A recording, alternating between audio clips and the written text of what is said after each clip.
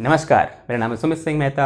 हाजिर हूँ सामने क्वांटम मैकेनिक्स से रिलेटेड एक और लेक्चर लेके। आज का हमारा है लेक्चर नंबर 35। ठीक है, टॉपिक क्या होने वाला है आज का हमारा टॉपिक है expectation value of any dynamical variable in quantum mechanics. ठीक है, तो क्वांटम मैकेनिक्स में किसी भी एक डायनेमिकल वेरिएबल की एक्सपेक्टेशन वैल्यू हम कैसे फाइंड करेंगे, आज हमें सीखने वाले हैं। ठीक है, थोड़ा सा रिकैप कर लें कि अभी तक हमने क्या डिस्कस किया। देखो, थोड़ा मैं ऐसे वर्बली बता रहा हूँ, फिर लिख के भी हम चलेंगे, थोड़ा और इसे समझ में आ जाएगा। ठीक है, तो सुनो, अभी तक हमने डिस्कस किया कि क्वांटम मैकेनिक्स में जो भी हमारे पास पार्टिकल है, अगर हम उस पार्टिकल की स्टडी करना चाहते हैं तो हमें क्या पता होना चाहिए, उस पार्टिकल के साथ एसोसिएटेड एक वेव फंक्शन पता होना चाहिए। या और अच्छी भाषा में बोलें तो हम क्या बोलेंगे, उस पार्टिकल के साथ एसोसिएटेड एक लोकलाइज्ड नॉर्मलाइज्ड वेव फंक्शन पता होना चाहिए। अगर मुझे उस पार्टिकल के साथ एसोसिएटेड वेव फंक्शन पता है तो हम ये बोलते हैं कि हमें उस पार्टिकल की स्टेट पता है। अगर मुझे उस पार्टिकल की स्टेट पता है तो मैं ये बोलता हूँ, या फिर छाती चौड़ी करके बोलता हूँ, मुझे उस पार्टिकल के बारे में सब कुछ पता है। यानी स्टेट को कौन रिप्रेजेंट कर रहा है, वेव फंक्शन रिप्रेजेंट कर रहा है। या मैं ये भी बोल सकता हूँ, अगर मुझे किसी पार्टिकल का वेव फंक्शन पता है तब मैं उस पार्टिकल के बारे में सब कुछ जानता हूँ। यानी मेरे पास उस पार्टिकल की कुंडली है, मैं जो चाहूँ उस पार्टिकल के लिए बता सकता हूँ कि यह पार्टिकल का नेचर ऐसा होने वाला है ना। अब मैं जो ये बोल रहा हूँ कि मैं जो चाहूँ वो बता सकता हूँ, या बोल सकते हैं कि if we know about the state of any particle, और we can say if we know about the wave function of any particle, then we know everything about the particle. Now यहाँ पर जो एवरीथिंग है वो क्या है, वो है डायनेमिकल वेरिएबल। या बोल सकते हैं उस पार्टिकल की पोजीशन क्या है, उस पार्टिकल का मोमेंटम क्या है, उस पार्टिकल की एनर्जी क्या है, एक्स्ट्रा। यानी अगर मुझे किसी पार्टिकल के साथ एसोसिएटेड वेव फंक्शन पता है तब मैं उससे रिलेटेड डायनेमिकल वेरिएबल क्या कर सकता हूँ, फाइंड कर सकता हूँ ना। अब यहाँ पर एक क्वेश्चन आएगा आपके दिमाग में कि जब हम उस पार्टिकल के साथ एसोसिएटेड वेव फंक्शन की हेल्प से क्या करेंगे, कोई भी एक डायनेमिकल वेरिएबल कैलकुलेट करेंगे, तो क्या हम उसकी एक एग्जैक्ट वैल्यू निकालेंगे या फिर एवरेज वैल्यू निकालेंगे, या फिर जो उसकी एग्जैक्ट वैल्यू है उसके आसपास की वैल्यू निकालेंगे? तो आंसर है, हमें क्या मिलेगी, एग्जैक्ट वैल्यू नहीं मिलेगी। हमें कैसी वैल्यू मिलेगी, एक एक्सपेक्टेड वैल्यू मिलेगी, या बोल सकते हैं एक एवरेज वैल्यू मिलेगी। कैसी वैल्यू मिलेगी, एवरेज वैल्यू मिलेगी। और उसी एवरेज वैल्यू को हम क्या बोल देते हैं, एक्सपेक्टेशन वैल्यू बोल देते हैं। क्या बोल देते हैं, एक्सपेक्टेशन वैल्यू ना। आपके दिमाग में एक और क्वेश्चन आना चाहिए कि क्यों हमें एवरेज वैल्यू मिलती है, हमें एग्जैक्ट वैल्यू क्यों नहीं मिलती है, क्यों हम एक्सपेक्टेशन वैल्यू निकालते हैं, हम एग्जैक्ट वैल्यू क्यों नहीं निकाल पाते हैं? तो आंसर बड़ा सिंपल है, क्योंकि जो हमारा वेव फंक्शन होता है उसका नेचर कैसा होता है, प्रोबेबिलिस्टिक नेचर होता है। ठीक है, वेव फंक्शन पढ़ा होगा ना आपने, तो वेव फंक्शन एक कैसा होता है, प्रोबेबिलिस्टिक नेचर का होता है। यानी किसी एक पर्टिकुलर पोजीशन पर डिफाइन नहीं होता है, उसकी क्या होती है, एक रेंज होती है। वेव पैकेट पढ़ा होगा ना आपने, अगर आपने वेव पैकेट पढ़ा है तो वेव पैकेट कुछ ऐसा होता है, किस टाइप से, कुछ ऐसे दिखाते हैं वेव पैकेट को। यानी पार्टिकल यहाँ इन दो पॉइंटों के बीच में कहीं भी हो सकता है, x1 से x2 के बीच में कहीं भी हो सकता है। उसकी किसी एक पर्टिकुलर पॉइंट पर फाइंड होने की प्रोबेबिलिटी हम क्या कर सकते हैं, फाइंड कर सकते हैं। उसकी एग्जैक्ट पोजीशन फाइंड नहीं कर सकते हैं। यही कारण है कि हम क्या निकाल पाते हैं, एक्सपेक्टेशन वैल्यू निकाल पाते हैं, ना कि एग्जैक्ट वैल्यू। ठीक है, एग्जैक्ट वैल्यू क्यों निकाल पाते, समझ में आ गया क्यों निकाल पाते हैं? क्योंकि जो वेव फंक्शन होता है, यहाँ क्या होगा, दिस इज, अगर वन डायमेंशन की बात करें, दिस इज एक्स। जो वेव फंक्शन होता है उसका नेचर कैसा होता है, प्रोबेबिलिस्टिक होता है। Due to this probabilistic nature we can not define exact value of any dynamical variable. ठीक है, so we get expectation value. कैसी वैल्यू निकालते हैं हम, एक्सपेक्टेशन वैल्यू या फिर एवरेज वैल्यू निकालते हैं। क्लियर हुई बात? ओके ना। अभी तक जो मैंने बोला इसी को लिख के चलते हैं और अच्छा समझ में आएगा। ठीक है, लिख के चलें, थोड़ा बहुत लिखूंगा, थोड़ा बहुत आपको समझ में आ गया होगा। आप अपनी भाषा में भी इसको लिखने की कोशिश करना। ठीक है, ओके, चलो ट्राई करते हैं। तो क्या होगा, देखो, सिंस वी नो, लिख के चलो, सिंस या फिर till now we know, since we know in quantum mechanics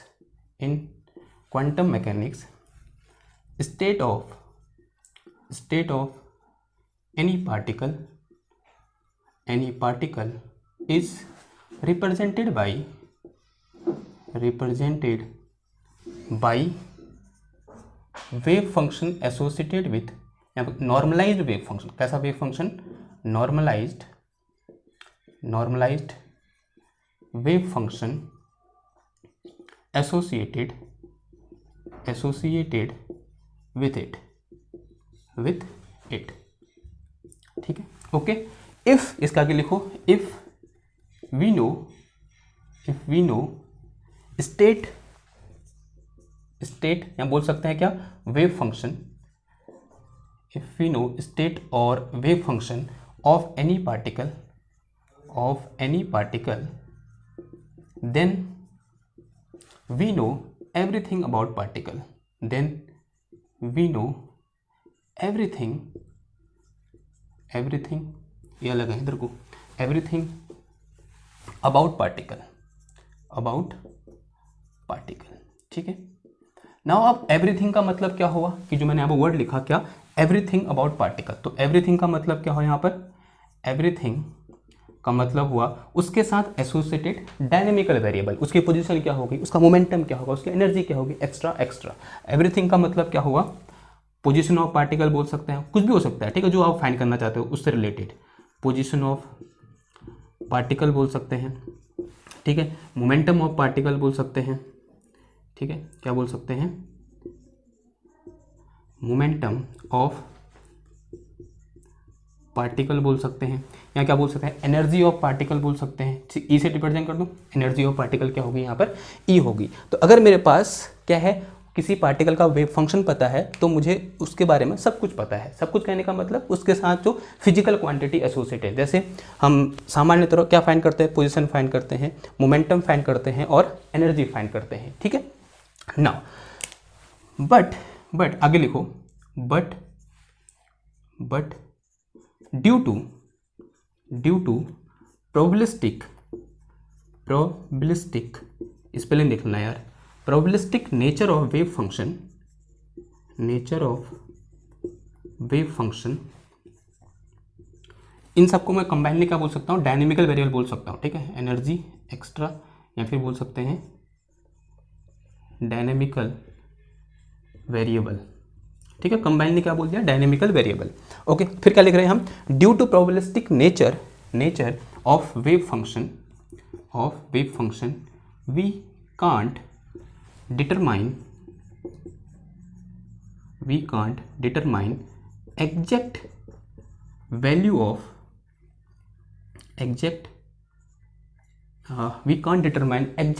of किसकी, dynamical variable, exact value of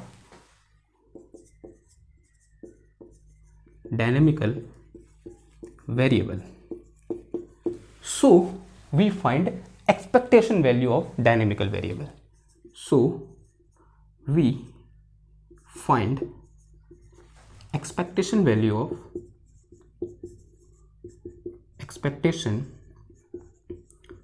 of dynamical variable, ठीक है। तब क्या करते हैं हम, उस डायनेमिकल वेरिएबल की एक्सपेक्टेशन वैल्यू निकालते हैं जो कि रियल वैल्यू के क्या होगी, बहुत करीब होगी, ठीक है। नाउ अगला क्वेश्चन आता है कि what do you mean by expectation value, ठीक है। अगला क्वेश्चन आया कि what do you mean by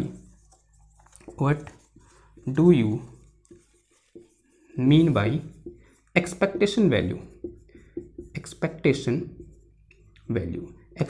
value से आपका मतलब क्या है ये बताओ। ओके, देखो चलो, एक जो बचपन में हम करते थे ना, जब हम पहली बार बीएससी में गए या फिर 11th हमने किया होगा, एक्सपेरिमेंट किया हमने, कौन सा वाला, सिंपल पेंडुलम, कौन सा वाला एक्सपेरिमेंट किया, सिंपल पेंडुलम वाला एक्सपेरिमेंट किया, ठीक है। उसमें क्या होता था, हमारे पास इस तरीके से एक रोप होती थी या फिर स्ट्रिंग होती थी, इससे यहाँ पर एक बॉब लगा होता था जिसका मास कितना हो गया, m हो गया, इसकी लेंथ कितनी होगी, L होगी। इसको हम क्या करते थे, इसकी मीन पोजीशन से डिस्प्लेस करते थे, इसको डिस्प्लेस करके यहाँ ले गए और इसको क्या कहते हैं, फिर छोड़ा, तो छोड़ेंगे तो क्या करेगा ये अपनी मीन पोजीशन, इसको क्या बोलते हैं, मीन पोजीशन, इसके बाद क्या करेगा, ऑसिलेट करेगा इस तरीके से, ठीक है, इस तरीके से क्या करेगा, ऑसिलेट करेगा यहाँ पर।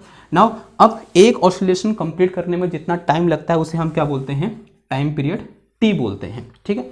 तो हमारे जो टीचर थे वो हमसे बोलते थे कि इस एक्सपेरिमेंट को आप 10 बार करो और 10 बार करने के बाद टाइम पीरियड निकालो, ठीक है। तो हम पहली बार करते थे, टाइम पीरियड T1 आता था और अलग हर टाइम पीरियड क्या आता था, अलग अलग आता था। टाइम पीरियड T1 आया, फिर T2 आया, फिर T3 आया एंड सो ऑन, कितना आया, T10 आया। यानी 10 बार मैंने इसको एक्सपेरिमेंट किया, यानी 10 बार इसको पकड़ा फिर छोड़ा, ठीक है। ऐसे ऐसे ऑसिलेट हुआ, हमने ऑसिलेशन गिने, टाइम पीरियड निकाला पहली बार में, फिर दोबारा एक्सपेरिमेंट किया, फिर ऑसिलेशन गिने, टाइम पीरियड निकाला, तीसरी बार एक्सपेरिमेंट किया, ऑसिलेशन गिने, टाइम पीरियड निकाला, उसी टाइम 10 बार एक्सपेरिमेंट किया, ऑसिलेशन गिने और फिर टाइम पीरियड निकाला।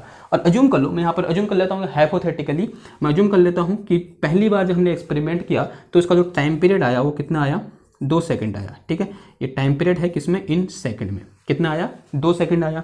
जब दूसरी बार किया तो कितना आया, 1.9 आया, ठीक है। तीसरी बार किया तो कितना आ गया, ये 2.2 आ गया। जब चौथी बार किया ये कितना आ गया हमारा, अज्यूम कर लो 1.92 आ गया, ठीक है। इतना अच्छा नहीं आ सकता, क्या आएगा, अज्यूम कर लो, कुछ भी लिख लो, 1.8 आ गया, कितना आ गया, 1.8 आ गया। तो 10 बार एक्सपेरिमेंट किया। अब क्या बोलते हैं हमारे टीचर, हमको बोलते हैं इन सब का क्या निकाल दो, एवरेज निकाल दो। वो जो एवरेज निकल के आएगा वो आपके इस पेंडुलम की जो टाइम पीरियड की जो एग्जैक्ट वैल्यू है उसके बहुत करीब होगा। तो उसका एवरेज कैसे निकाल देते हैं हम, टी एवरेज इक्वल टू क्या हो जाएगा, T1 plus T2 and so on T10 divided by 10। ये क्या हो गया, इसका एवरेज हो गया। ओके, नाउ जो ये एवरेज निकल के आया, जो ये टी एवरेज निकल के आया, ये लगभग इक्वल टू होता था किसके, टी एग्जैक्ट के, किसके इक्वल होता था, लगभग टी एग्जैक्ट वैल्यू है जो इस टाइम, इस पेंडुलम की, जो कि हमको पहले से पता होती है। लैब में जो ये बॉब आता था उसका टाइम पीरियड पहले हमको पता होता था, जो इसकी लेंथ है, और ये पता होने के बाद हम टाइम पीरियड कैलकुलेट कर सकते थे। तो जो हमारा एक्सपेरिमेंटल रिजल्ट आया वो हमारे थ्योरेटिकल रिजल्ट से क्या करता था, बहुत करीब, दोनों में क्या होता था, बहुत कम अंतर होता था। यानी जो एग्जैक्ट वैल्यू है वो एवरेज वैल्यू जो हमने कैलकुलेट करी उसके बहुत क्या होती थी, करीब होती थी। इसको मैं ये भी बोल सकता हूँ कि जो हमारी प्रैक्टिकल वैल्यू टी प्रैक्टिकल जो अप्रॉक्स इक्वल होता है किसके, टी थ्योरेटिकल, ठीक है। दोनों लगभग बराबर आते थे। ओके, ये बराबर कब आए, मतलब लगभग बराबर कब आए, जब हमने इसको कितनी बार किया, 10 बार एक्सपेरिमेंट किया। अगर मैं आपसे ये बोलूं कि आप इसी एक्सपेरिमेंट को कितनी बार करो, 10 करोड़ बार करो, कितनी बार करो, 10 करोड़ बार करो, ठीक है। 12th में ही हो आप और आपको ये एक्सपेरिमेंट 10 करोड़ बार करना है, 12th निकल जाएगी, क्या आप करोगे, आंसर है नहीं करोगे। लेकिन क्वांटम मैकेनिक्स में ऐसा होता है कि हम एक्सपेरिमेंट को 10 करोड़ बार करते हैं।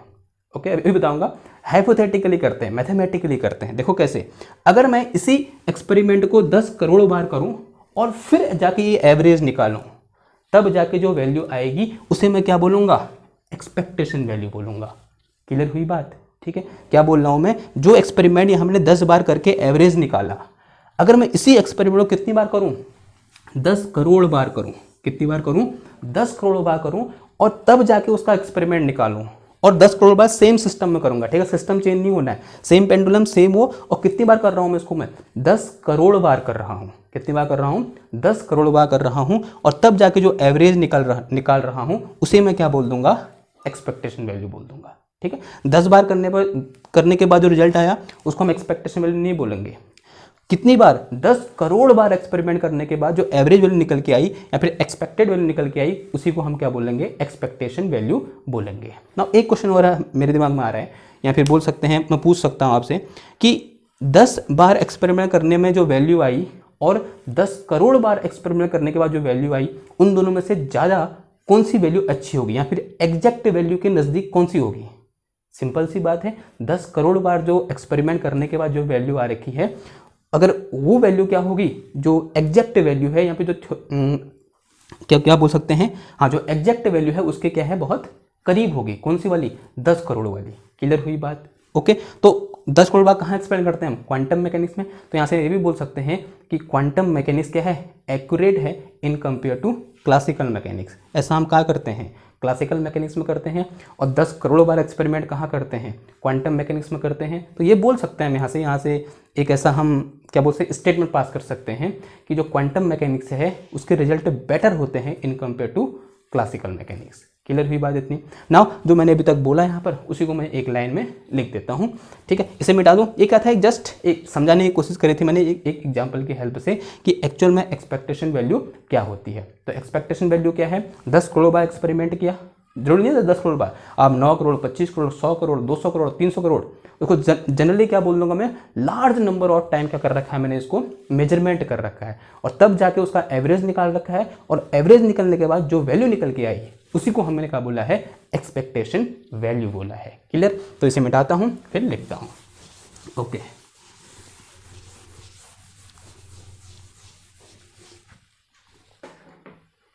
ठीक है, तो यहां पर लिखो expectation value is expectation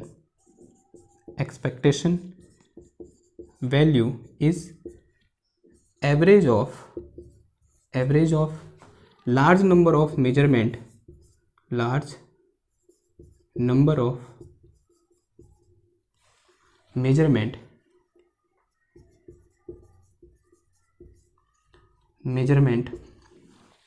average value of large number of measurement of large number of measurement in same system same होना चाहिए, in same सिस्टम। ठीक है, उसी को हम क्या बोलेंगे, एक्सपेक्टेशन वैल्यू बोले। क्लियर हुई बात? तो ये क्या होगी, इसकी डेफिनेशन होगी। तो ये तो कैसे पढ़ा हमने, थ्योरेटिकली पढ़ा कि एक्सपेक्टेशन वैल्यू क्या होती है। आई होप समझ में आया होगा ना। अब है आगे कि मैथमेटिकली क्या हम एक्चुअल में क्या 10 करोड़ बार एक्सपेरिमेंट करेंगे? आंसर है नहीं। तो क्वांटम मैकेनिक्स में क्या चलती है, मैथमेटिक्स चलती है। तो हम एक मैथमेटिकल एक फॉर्म लिखेंगे कि कैसे हम किसी भी एक डायनेमिकल वेरिएबल की एक्सपेक्टेशन वैल्यू निकाल सकते हैं, और वो मैथमेटिकली निकालेंगे, और जब वो मैथमेटिकली जो वैल्यू निकल के आएगी वो 10 करोड़ बार एक्सपेरिमेंट करने के बाद जो वैल्यू निकल के आई है उसी के बराबर होगी। यानी जहां मेरे को 10 करोड़ बार एक्सपेरिमेंट करने के लिए दोबारा जन्म लेना पड़ रहा था इस धरती में, वो मैं सिर्फ 5 या 4 मिनट में कर दूंगा, क्योंकि कैलकुलेशन करने में या इंटीग्रेशन होते हैं इधर, और इंटीग्रेशन करने में कितनी देर लगती है, 5 या 6 मिनट। ओके, तभी क्या है, क्वांटम मैकेनिक्स सुपीरियर है, क्योंकि यहाँ काम क्या होता है, बहुत फास्ट होता है। ये बहुत छोटे से समय में 10 करोड़ बार एक्सपेरिमेंट करने जैसा रिजल्ट दे देती है, यानी उतने एक्यूरेट रिजल्ट दे देती है। क्लियर हुई बात? तो अब डालो मैथमेटिकल, या फिर लिखो how to calculate expectation value. ठीक है, ये ऑफ एनी डायनेमिकल वेरिएबल। तो इसे मिटाता हूं मैं, फिर लिखते हैं, हेड डालो, एक नई हेड डालो कि how to calculate expectation value of any dynamical variable. तो लिख के चलो, how to calculate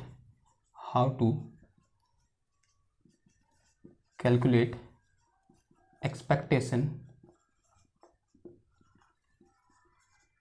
value of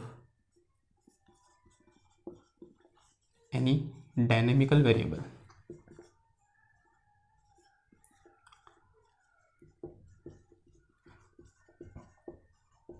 चलो भैया, कैसे करेंगे? मैथमेटिकली करना है तो हमारे पास क्या होगा, मैथमेटिकल फॉर्मूला होगा जो हमें क्या करना है, याद रखना है। ठीक है, ओके। तो यहां पर लिखो एक्सपेक्टेशन वैल्यू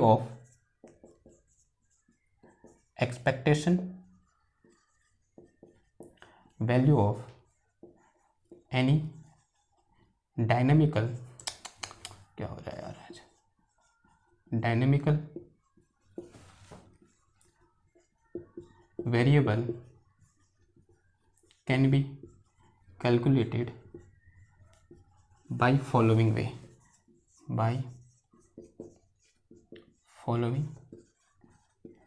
ठीक है, वे क्या होगा, देखो, late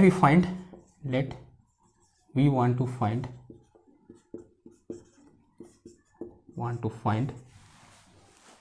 expectation value of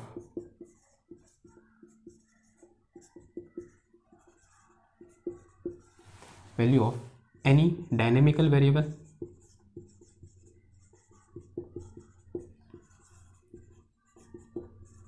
variable A.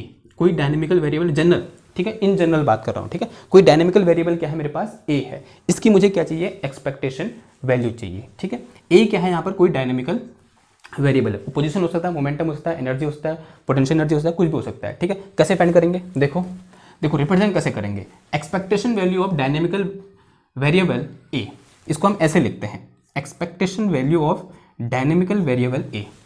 इसको क्या बोलूंगा मैं, एक्सपेक्टेशन वैल्यू ऑफ ए बोलूंगा। जो पहली बार पढ़ रहे हैं उनको इस सिंबल का मीनिंग पता होना चाहिए। ये क्या है, एक्सपेक्टेशन वैल्यू ऑफ ए, या some time we call it average value of A, इसको कभी कभी क्या बोल देते हैं हम, एवरेज वैल्यू ऑफ ए बोल देते हैं। एक मिनट यार, मेरी लाइट गिर गई नीचे, सॉरी फॉर द डिस्टर्बेंस। क्या हुआ, मेरी लाइट गिर गई ना, वो से मैंने अटका रखी तो नीचे गिर गई। ओके देखो, तो क्या है, हमें क्या चाहिए, एक्सपेक्टेशन, इसको क्या पढ़ेंगे हम, एक्सपेक्टेशन वैल्यू ऑफ ए बोलेंगे। Now and this is equal to, ये किसके इक्वल होती है, this is equal to integration, ध्यान सुनना अभी सब समझ में आएगा आपके, this is equal to integration psi star are comma t, जो वेव फंक्शन होता है वो आर और टी का फंक्शन होता है, तो psi star are comma t. Now अब यहाँ पर एक टर्म लिखूंगा मैं, ए कैप। ए कैप क्या है अभी बता दो, वैसे किसी किसी को पता होगा कि ए कैप क्या है, किसी को पता नहीं होगा।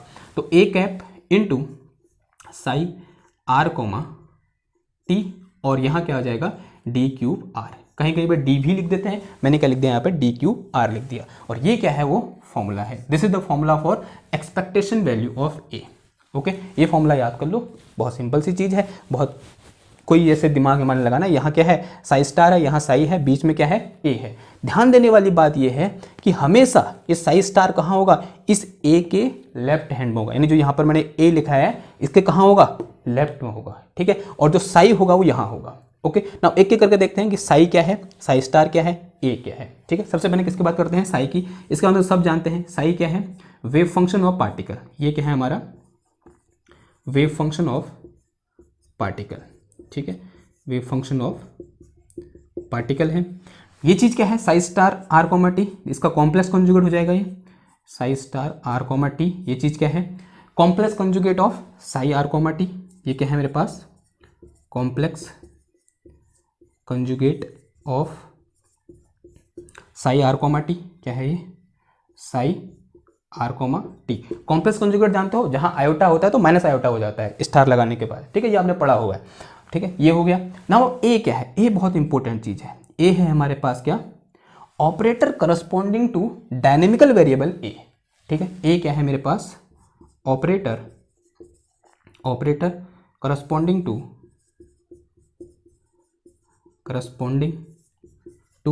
Dynamical variable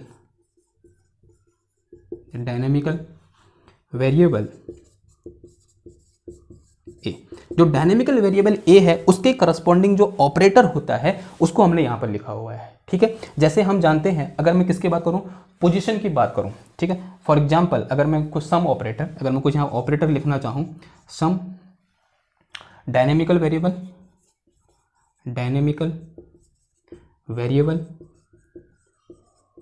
and their operator, ठीक है। उनके ऑपरेटर क्या होते हैं, देखो अगर मैं इस और डायनेमिकल वेरिएबल इधर लिख दूं, यहां क्या लिखूं, डायनेमिकल वेरिएबल, और इधर क्या लिख देता हूं मैं, ऑपरेटर लिख देता हूं, ठीक है। सबसे पहले बात करते हैं किसकी, पोजीशन की। पोजीशन क्या है, एक डायनेमिकल वेरिएबल है, तो उसका ऑपरेटर क्या होता है, आर कैप, ठीक है। ये कहाँ होता है, इन 3 डायमेंशन, कहाँ होता है, इन 3D, ठीक है। और 1D में क्या हो जाता है, एक्स कैप या फिर वाई कैप या फिर जेड कैप, ये कहाँ होते हैं, इन 1 डायमेंशन। ओके, ये इतना हमको पता है। सिमिलरली क्या पता है, मोमेंटम में क्या हो जाता है बताओ, मोमेंटम क्या है, एक डायनेमिकल वेरिएबल है, ठीक है। और इसके ऑपरेटर को कैसे रिप्रेजेंट करते हैं हम, पी कैप से रिप्रेजेंट करते हैं, and this is equal to minus का आयोटा एच कट डेल, ठीक है। ऐसा होता है, minus iota H cut del होता है। ये कहाँ होता है, इन 3D में होता है, ये कहाँ होता है, इन 3D में होता है। अगर 1D की बात करेंगे तो 1D में तो पी एक्स होगा या पी वाई होगा या क्या होगा, पी जेड होगा। जो पी एक्स होता है क्या होता है, माइनस का iota H cut del over del x. जो पी वाई होता है क्या होता है, माइनस का iota H cut del over del Y होता है। और पी जेड क्या होता है हमारा, माइनस का iota H cut del over del Z होता है। ये कहाँ है, इन 1 डायमेंशन है, ठीक है। सिमिलरली अगर एनर्जी ऑपरेटर की बात करूंगा तो वो क्या होता है, अगर मैं किसकी बात करूं, एनर्जी की बात करूं, तो एनर्जी ऑपरेटर कैसे दिखाते हैं हम, ई कैप से दिखाते हैं, और वो क्या होता है, iota H cut del over del t होता है, ठीक है। तो ये क्या है, कुछ यहाँ पर मैं डायनेमिकल वेरिएबल और उनके करस्पॉन्डिंग ऑपरेटर हैं। ये हमने जो ऑपरेटर वाला लेक्चर है हमारा, इससे पिछले वाला 2 क्लास छोड़कर, उसमें हमने ये डिस्कस कर रखे हैं कि what is dynamical variable and their operator, ठीक, क्लियर हुई बात ना। तो ये क्या हो गया, some dynamical variable and their operator, और ये क्या होगी, उसकी डेफिनेशन होगी, ठीक है। और एक इंपॉर्टेंट चीज हमेशा क्या याद रखनी है कि जो कॉम्प्लेक्स कंजुगेट वाला होगा वो टर्म हमेशा इस ऑपरेटर के इधर आएगा, लेफ्ट में आएगा, और ऑपरेटर किस में ऑपरेट होगा, इसमें ऑपरेटर होगा, यानी साई में ऑपरेट होगा, और जो उसका कॉम्प्लेक्स कंजुगेट है उसके साथ फिर से मल्टीप्लाई होगा। ये हमेशा याद रखना है और हमेशा ऐसा ही होता है। ठीक है, क्लियर हुई बात? ओके, कुछ छोटा तो नहीं यहाँ पर, क्लियर हो गया ना। अब एक एक करके देखते हैं कि एक्सपेक्टेशन वैल्यू ऑफ पोजीशन कैसे लिखेंगे, फिर एक्सपेक्टेशन वैल्यू ऑफ मोमेंटम कैसे लिखेंगे, फिर एक्सपेक्टेशन वैल्यू ऑफ एनर्जी कैसे लिखेंगे। ठीक है, दो देख लेते हैं, ये आप तो खुद कर ही लोगे। ठीक है, उन दोनों की हेल्प से। तो हेडिंग डालो, एक्सपेक्टेशन वैल्यू ऑफ पोजीशन। ये लिखनी ना हेडिंग, हेडिंग क्या है, एक्सपेक्टेशन वैल्यू ऑफ पोजीशन।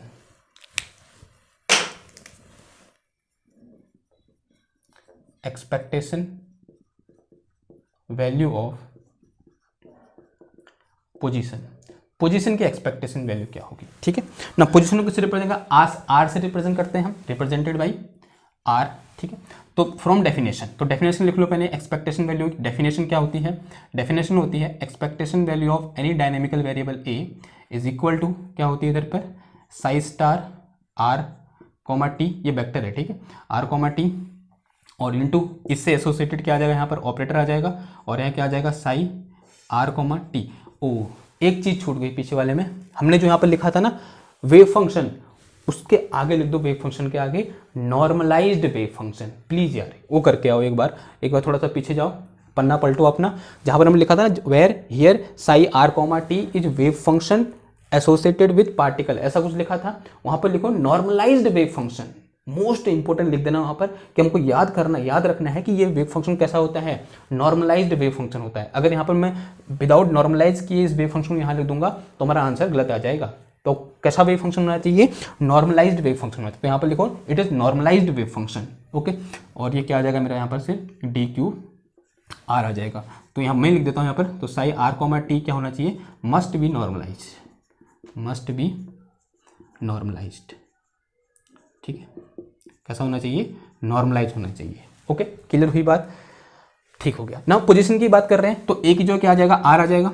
ठीक है, 3 डायमेंशन में बात हो रहा है, तो एक्सपेक्टेशन वैल्यू ऑफ पोजीशन, इसको क्या पढ़ेंगे हम, एक्सपेक्टेशन वैल्यू ऑफ पोजीशन पढ़ेंगे, and this is equal to क्या आ जाएगा, इंटीग्रेशन साई स्टार, और यह क्या आ जाएगा देखो आर कॉमा टी, और यह क्या आ जाएगा देखो इसका ऑपरेटर यानी साई आर कैप इंटू क्या हो जाएगा देखो psi star r vector comma T, और इंटू क्या आ जाएगा यहाँ पर डी क्यूब आर आ जाएगा।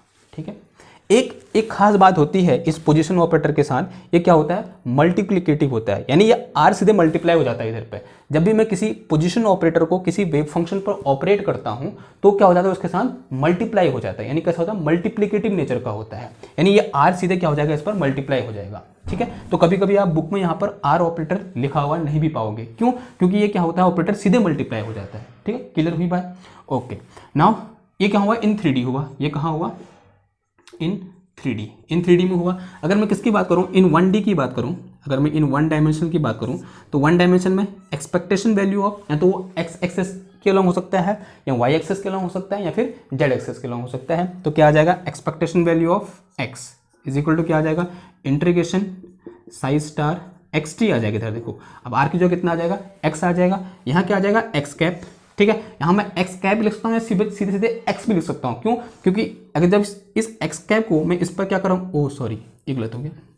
ठीक है, ये खाली साई होगा, तो साई एक्स कॉमा टी, इस पर जब ऑपरेट कराऊंगा तो क्या हो जाएगा, सिंपल एक्स हो जाएगा। ठीक है, अभी नीचे लिख देता हूँ मैं, और यहाँ क्या आ जाएगा, सिंपल ये डी एक्स हो जाएगा। ठीक है, इसको मैं ये भी लिख सकता हूँ, और expectation value of x is equal to क्या आ जाएगा, psi star x comma T into x. सीधे सीधे जब इस एक्स ऑपरेटर को मैं ऑपरेट कराऊंगा तो एक्चुअल में ये एक्स इसके साथ क्या हो जाता है, मल्टीप्लाई हो जाता है। तो साई कितना आ जाएगा, एक्स आ जाएगा, और ये क्या आ जाएगा, Sai x comma T into D x. ये जब क्वेश्चन करेंगे तो आपको और ज़्यादा क्लियर होगा। ठीक है, तो थ्योरेटिकल चीज़ है।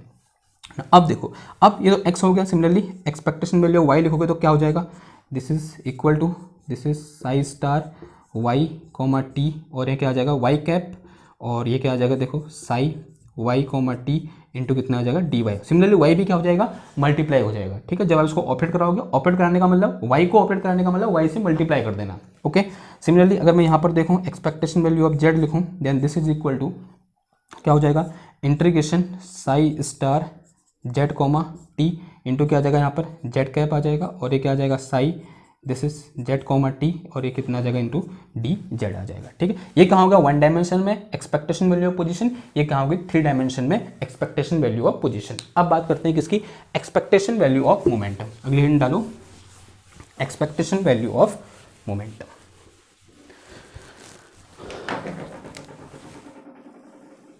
ठीक है, इधर लिखूं expectation value of momentum, expectation value of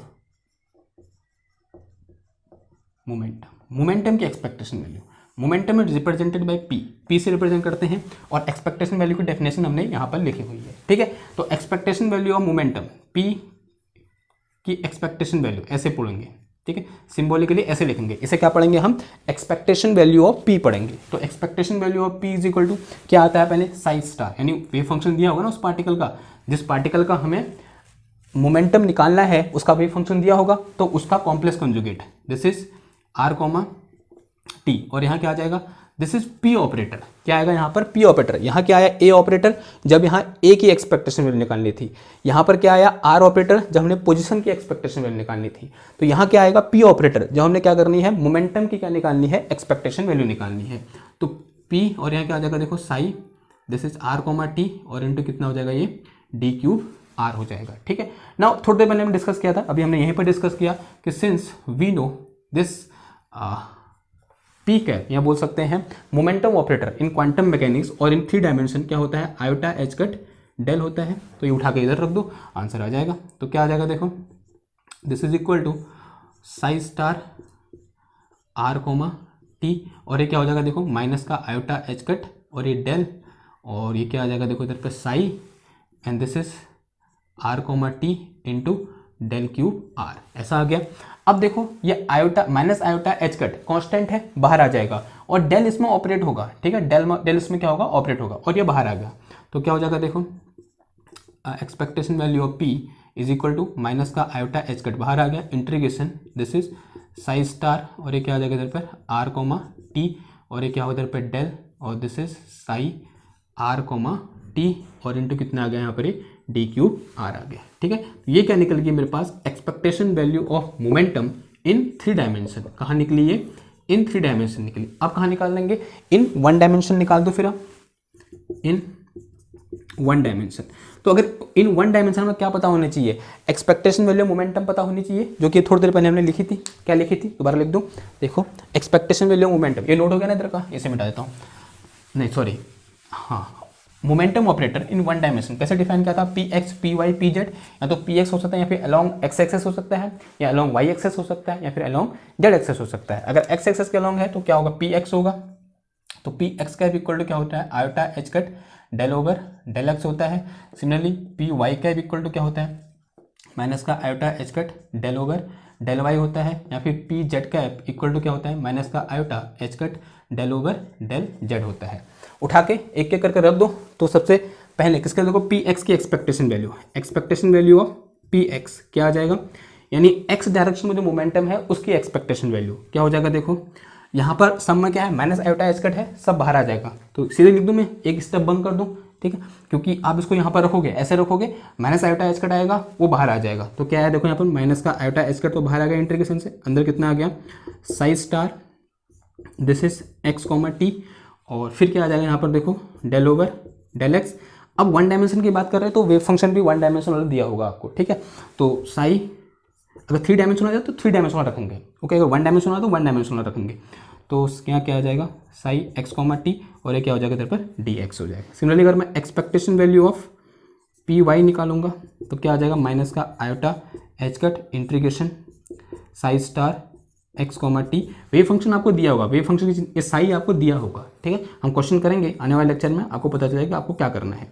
तो क्या आ जाएगा, डेल वाई डेल एक्स और ये क्या आ जाएगा इधर पर psi Y comma T into D Y, ये आया। सिमिलरली क्या निकालो, expectation value of P Z निकालो, this is equal to minus का iota H cut integration psi star this is Z है ये, तो क्या आ जाएगा ये जेड कॉमा टी और इंटू कितना आ गया, del over del Z psi Z comma T into कितना हो गया, डी जेड हो गया। ठीक है, तो ये क्या निकल गई, expectation value of momentum in one dimension निकल गई। ठीक है, ये तीनों कहाँ हैं, इन वन डायमेंशन है। क्लियर हुई बात?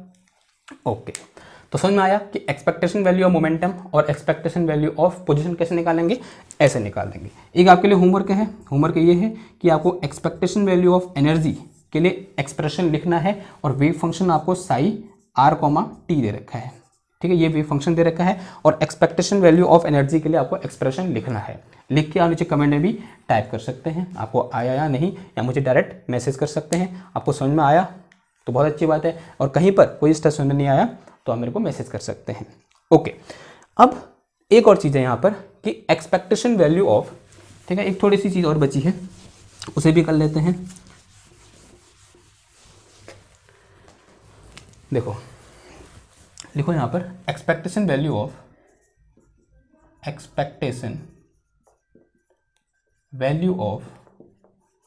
Any function F R comma T. कोई ये फंक्शन है, किसका फंक्शन है, आर और टी का फंक्शन है, इसकी एक्सपेक्टेशन वैल्यू कैसे निकालेंगे? बहुत आसान है, जहां हमने यहाँ ए लिखा था ना, उस ए की जो किससे रिप्लेस कर दोगे, एफ आर कॉमा टी से रिप्लेस कर दोगे, यानी function of are comma T से रिप्लेस कर दोगे। देखो मैं क्या बोलना चाह रहा हूँ, ये क्या हो जाएगा, expectation value of F R T यानी function of R and T is equal to क्या हो जाएगा, integration psi star this is R T, और इसकी जो क्या आ जाएगा, फंक्शन ऑफ, अब फंक्शन का तो कोई ऑपरेटर होगा नहीं, तो जैसा फंक्शन है वही फंक्शन रख दो यहाँ पर, जो फंक्शन दिया हुआ है वही फंक्शन हमने यहाँ पर रख देना है। तो एफ आर कॉमा टी और इंटू कितना आ जाएगा, ये psi r comma T into कितना आ जाएगा, डी क्यूब आर आ जाएगा। क्या ऐसा हमारे पास कोई होता है? हाँ होता है, पोटेंशियल एनर्जी। क्या होती है, पोटेंशियल एनर्जी। जो पोटेंशियल एनर्जी भी होती है किसका फंक्शन होती है, आर और टी का फंक्शन होती है।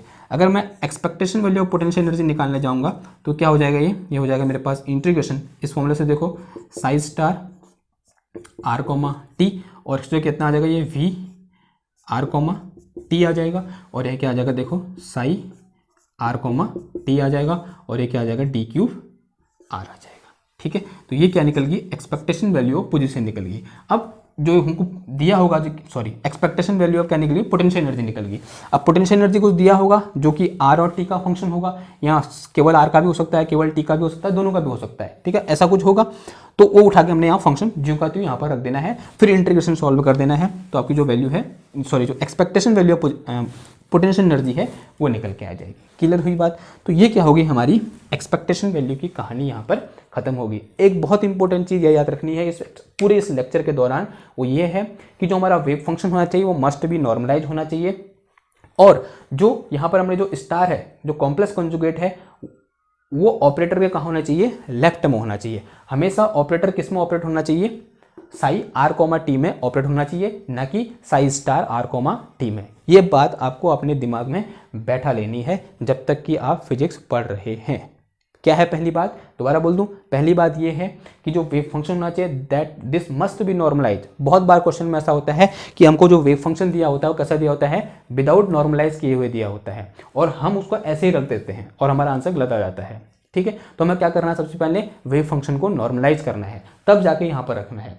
और दूसरी इंपॉर्टेंट बात क्या है कि हमेशा जब भी हम यहाँ पर ऑपरेटर रखेंगे तो ऑपरेटर को किस पर ऑपरेट कराना है, साई आर कॉमा टी पर ऑपरेट कराना है, और ऑपरेट कराने के बाद फिर इसको यहाँ से इस पर मल्टीप्लाई करना है, जो इसका कॉम्प्लेक्स कॉन्जुगेट है, फिर जाकर उसको लेफ्ट से मल्टीप्लाई करना है इस चीज़ पर। क्लियर हुई बात? तो ये क्या हो गया हमारा expectation value of any dynamical variable in quantum mechanics. Clear? और एक और चीज़, आप बहुत दिन बाद वीडियो आ रही है, अगर आप लास्ट तक पहुँचे हैं तो ये जो मैं बोल रहा हूँ ये भी आप तक पहुँच रहा होगा।